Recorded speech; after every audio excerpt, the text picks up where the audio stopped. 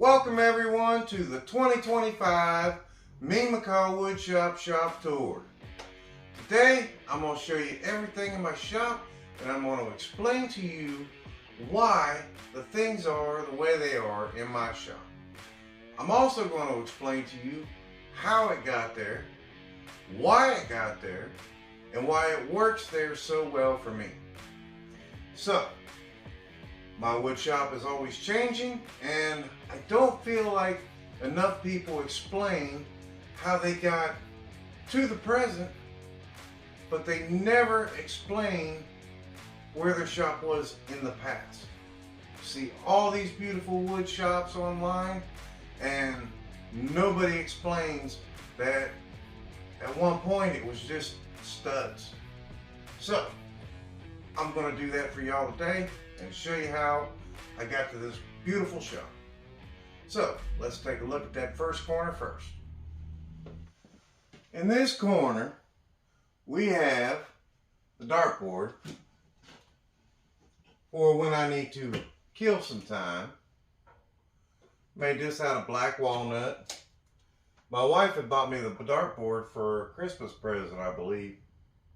Maybe birthday. I don't know. Birthday, I think. And my dad had given me the money for the wood for my birthday, and I bought all this black walnut and made a beautiful dartboard cabinet. It's really nice. Now, if you have seen the previous videos, you know that behind these doors are my pipes that kind of started the whole renovation of my shop to start with. Back here are some water pipes that had busted in 2022, and in 2023 I spent all year insulating my shop and putting up all this beautiful pallet wood. So we're starting in this corner for that reason, because I have footage of this corner of how it used to be. There used to be shelves here, and we've blocked them all in, insulated behind it. We still got the same heater that we've had for years because it still works. Runs 5 different fuels: kerosene, 1 and 2 diesel, 1 and 2 fuel oil for homes. This is one of my favorite things. This takes care of weed eater string. You pull this out, stick it in this here hole, and then you can measure your string right out to there and snip it off. Now, my weed eater takes that kind of string, so it makes sense for me to have this. And I keep a whole roll in here all the time. It has a little drawer so that I can put the extras that I don't use that day. I have some license plates, and this thing I don't recommend. It's the pantograph. It is not good at all. I don't like it. You might. I hate it. We have some stuff from my grandpa.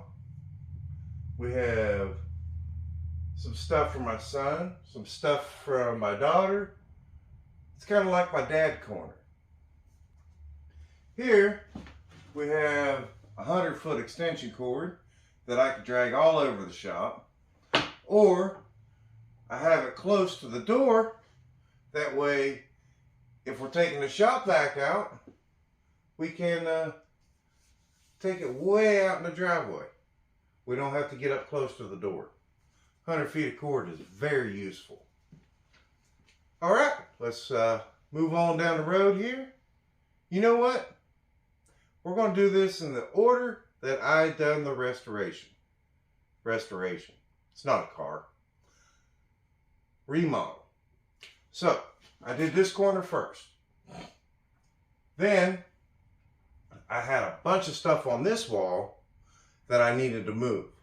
So we'll go to that corner because that was the next corner I did. So let's move over here. So in this corner of the shop, we have my automatic paper towel holder. We got that for free at my last job because they switched them all out. We have a 75-foot hose reel, and that is attached to a very small air compressor. See, I don't need a big air compressor because I don't run a whole lot of air sanding tools or spray painters or anything like that. I basically just use the air compressor to fill up tires, blow stuff off, and attach the air locker to every now and then. Behind this, we have a wall full of long straight edges. We got the big T-square, we got the bore system, got a long, 6-foot long straight edge, got two 2-foot long, got another 6-foot long straight edge, and then we got the broom for cleaning up. Them hang nicely in this corner, they're out of the way, they don't bother anybody. We have a toolbox that has mostly mechanic tools in it. I can wheel this buggy out the door and up to my car when I need to work on it, change the oil, alternator, plugs, whatever. It really is functional. We have a lot of stuff crammed in the bottom. I put the doors on it so that it is not as ugly on camera as what it is without the doors on it. We have a little wine box that my wife had bought for something. Been sitting in my garage for a long time. That holds some of my knives. We got a couple of them in here. Knives I don't really use a whole lot, but I kind of hoard. Don't want to get rid of. Been around for a while. Some of them have some sentimental value. We have decorations, Star Wars. We got a Star Wars record clock, frying pan. Got a cup holder for the soda, which it's making soda rings on my miter saw station. But that's this corner. The reason I had to do this corner first, or second, was to get the paper towel holder out of the way, and all of this stuff was hanging on that wall behind the joiner. So I had to move all of that stuff to this side of the shop so that I could be able to renovate that side. So this was the second part. Let's move over to that wall because that was the third part. I don't know, that seems like a lot of bouncing around. Now that we got the two front corners done, why don't we just go in that direction? It seems the best way to go. Yeah, let's go this way.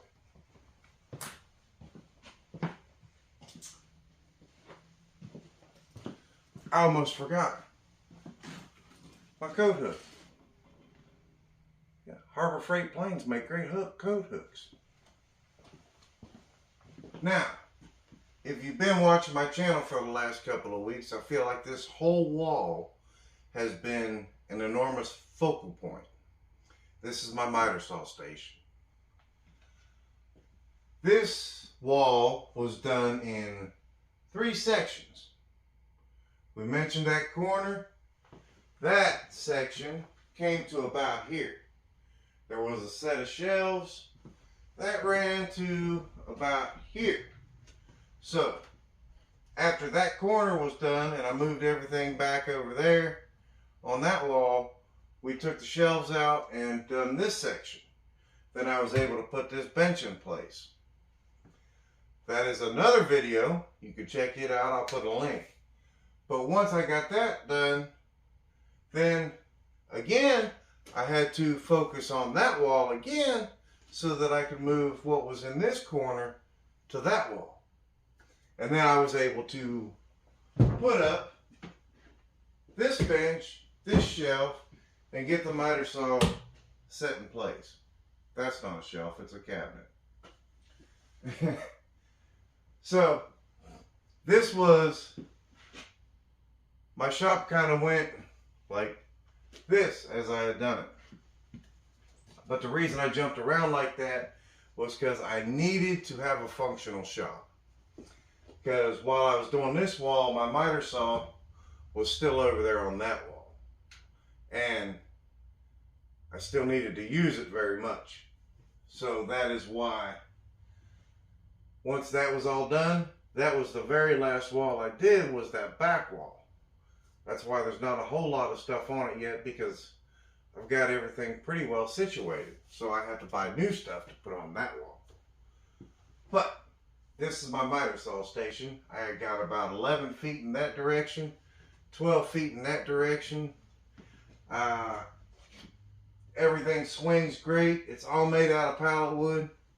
So check that video out and it'll let y'all know what's in the 12 drawers, what's in my cabinets.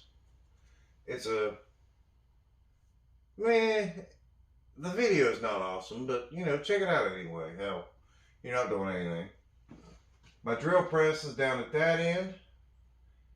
And I guess we'll go ahead and move down to that corner so you can check it out. So moving down to this corner, we have got my drill press. It's a Harbor Freight drill press. We built this cart for the drill press to sit on. Kind of countersunk the drill press nice and neatly in there. There's a build video for this as well. We got 4 drawers that are built to fit the certain things that are in said drawers. Wait, 5 drawers. Yeah. And we got the bigger stuff here in the bottom drawer. We got the saw, a little mini fridge I gotta find something to do with, and a big old buffer. They are very large drawers. This plastic you see here, this is for the ceiling. That's a whole nother story and a whole nother project. My last video covered everything here in the corner. I like to do Legos, as you've seen from that corner up there. My biggest Lego Star Wars project to date. And we made the frame behind it just to accent some of the artwork. So, let's move on around and we'll show you some more stuff. We'll go this way. Coming out of that corner, we got this great big wall. Big old empty wall that I have to put stuff on. I have installed a TV and there's a sound bar up there. We have some more Legos on a shelf that we took out of that corner. I have my Makita track saw track. It's the only one I have so far. I need to buy some more, but funding is, well, funding. And that's really it for this wall. This wall does have 2 plugs, two banger plugs, as to where the rest of the shop is all 4-banger plugs, because I felt like I needed more there. And right here, I just don't really need a whole lot of plugs. There is a plug behind the TV. That's a 4-banger as well, because there's lots of stuff up there. So I wanted to make sure there was plenty of room to plug it in, and you didn't really see any cords. So we'll move on over here to the wood storage corner, which is slightly messy. We'll do it anyway. So this is my wood supply area. I have lots of pallet wood on these rockler racks. These are 2 sets of rockler racks. I did a video and an install on these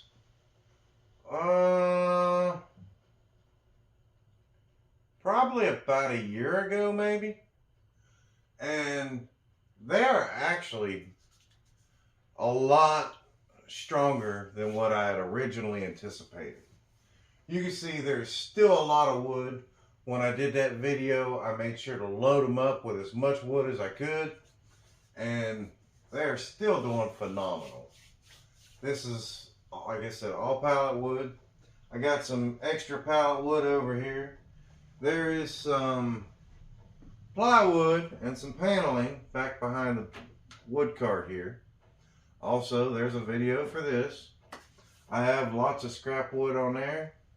We have this cedar that I have a couple of projects planned for, because we can't use it for the original plan for it. And, well, that's that corner. Move on down the wall. So coming up the wall here, I told y'all that I had to do my walls in order. Well, when I started on this wall, all my clamps were on this piece of 3/4 inch pipe stretched across my window.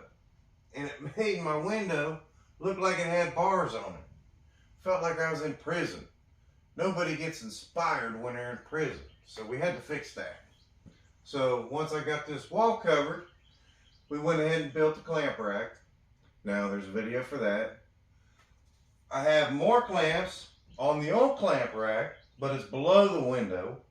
I have some F clamps, we got some C clamps, some Kreg clamps, squeeze clamps, all right here below the window. We've made a pretty frame for the window so it looks a lot better than it used to. Then we have my 6-inch Powermatic joiner. This thing is a beast. I love it. It's 110 volt. It's just absolutely awesome. It's got the quick set knives. They're double edge. They are a little expensive. I think they're like $80, $90 a set, but they last forever. I mean, they're really, really good blades. It does the 45, all kinds of adjustments on it. Everything a joiner should do. This thing gets done in 6-inch increments. So, if you're looking for a joiner, this is a very good joiner. I've had it for a couple years now, and I absolutely love this thing. I use it all the time. Got some more signage. We got the Mandalorian Hot Wheels up here. I don't know if you're interested in that or not, but I really wasn't, but I found all of them. All 5 of them. So I bought all 5 of them and built a little case for them to kind of keep the dust off. This door, we did the frame, and the frame come out phenomenal. It looks great. It's all done out of pallet wood, and it keeps the door, well, sealed like a door should, because it is very cold in here in January, and anything I can do to keep the heat in is the best thing possible. This is some table saw accessories. We have some insert plates. Got the dado stack. I got my table saw wrenches on a nail right to the side. We got the miter fence, miter gauge, whatever you want to call it. And behind here we have some extras. We got a little bit of plexiglass back there, just storage. My leaf blower has kind of become home right there. I do have a lean-to outside that it should be in, but we use it a lot, so it just stays in here. So let's take a look at the center of the shop where everything happens. So in the center of my shop, well, maybe not center, but center adjacent, we have the Shop Fox hybrid table saw. Now this table saw originally came with the tripod type wheels. Had 3 wheels. Those things suck. Nothing moves well on those wheels. It also did not have leveling feet. So I built this frame and I bolted it right to the table saw. Now I got leveling feet and I can move my table saw as I need so that everything slides smoothly onto the outfeed table. This saw has a very smooth up and down motion as well as angle motion. It goes all the way to 45 degrees. I think it has like a 3-inch cut capacity. Now, I can't really say much about the dust collection because my dust collection is a box. Just like what's over there on the joiner. It's not wonderful, but it works. Better than sweeping it up all the time. Now, this saw sounds so beautiful when it fires it up. Listen to this. Oh, man. And it's got the big stop paddle. I can bump it with my leg if I need to, just to shut it off. It is a phenomenal saw. Now, I did add a 0 clearance plate. And, yeah, 0 clearance plate goes here. I did add that. It's over in the table saw storage stuff right now. And a 0 clearance fence. What else? I think that pretty much covers the table saw. I got a custom knob on it. Not really important, but I like it. Everything slides from the table saw to the outfeed table wonderfully. It is so smooth.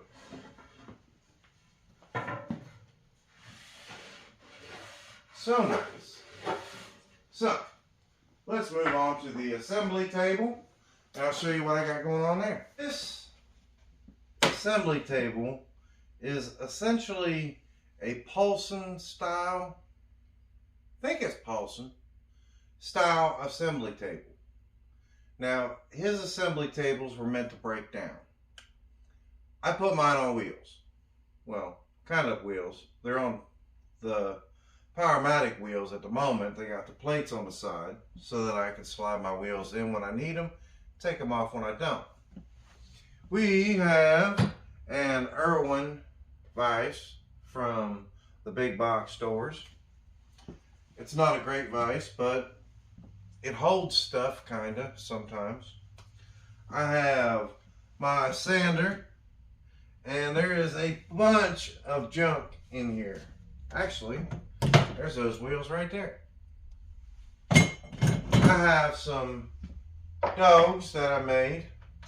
Also not great, but they get the job done. I have 30 dog holes in the top of this bench. There is lots of storage underneath. I keep some wedges and the fence for my miter saw. We got the track saw, 5 gallon of red paint that we had bought for the fence. I need to find a home for it. Right here is kind of a chuck-all. I chuck everything in here. We got glue brushes, we got glue, we got sanding blocks, tape measures, we got pencils, marking knives. All of it right here. That way when I'm working at my bench, I reach over, grab it, I got it, put it back. We got some spring clamps here. I use those quite often. That's why they're there instead of over there on the clamp rack. My assembly table, my outfeed table, is also my router table. This has a Jessem 2, I believe, Jessem 2 router lift in it. And I absolutely love this router lift. This thing has absolutely changed the way I router stuff. I mean, it is, man, it's just a game changer. I actually did a video on this one too, and man, I can't say enough about the Jessem router lift. I kind of wish I'd have got the metal one. This one's actually plastic. I think it's plastic. It might be metal. I don't know. I think it's plastic. But it is an absolute beautiful lift. It works great. Now, what else? Oh yeah, you're going to have to come around this side to see the other stuff that goes with a router. So, for my router, we have a door. You can get in here, change your speeds, turn it on and off. I have it connected to a switch that I got on Amazon. She started up, shut it off, works very well. I got drawers with some more router bits in them and router accessories in them, and I have a router bit set. We have the router handle, we have the router plates. Everything fits in here nice and snug. It's a wonderful setup in all actuality. One of the last things is my rigid 13-inch planer. This thing is a beast. This is one of the first big tools I bought, and I put it on this buggy so that I can roll it around the shop. It has a dust collection barrel here. You got a hose that runs down into the barrel. It collects almost, I don't know, maybe 75% of the mess. But it is much better than slinging it all across the shop, because this dust port, man, it slings the sawdust. I mean, it'll be all the way there back a wall for sure. Almost forgot to mention my drill charging station that is kind of in my miter saw setup. It is here on this wall. Almost forgot to mention my vertical or horizontal belt sander. It stays here in this location. That way I have easy access to it. Lives right here. I also almost forgot to mention my pocket hole station. Let's come over here and take a look at that. Whee! So my pocket hole station lives on this wall. I can pull it off, drop it down here on the bench, and it's ready to go. If I need to clamp it, I can clamp it down. Or if I need to do bigger projects, I can put it over there on the assembly bench. Or I can put it on the floor, depending on how big the project is. But as soon as I'm done with it, I can put it right back on the wall, and it is out of the way. So it lives there. I feel like I'm missing a lot, but I think I've covered just about everything. I do want to mention my front doors. Now those are some French doors that I found for free on Facebook Marketplace. All I had to do was go pick those up. I took the original garage door out because it was falling apart, it was rotted. I had to use plywood to fix the bottom of it. Now, these French doors still have some gaps at the top and some sides. I do need to get those weathered in because there's a pretty good breeze coming in over there. And that affects my heater in the wintertime. Now, my shop did not get like this overnight. It took, of course, pretty much about 12 months to get it all insulated and covered to run all of the electric. And when I started this project, I told y'all I would tell you how much it cost at the end of the year.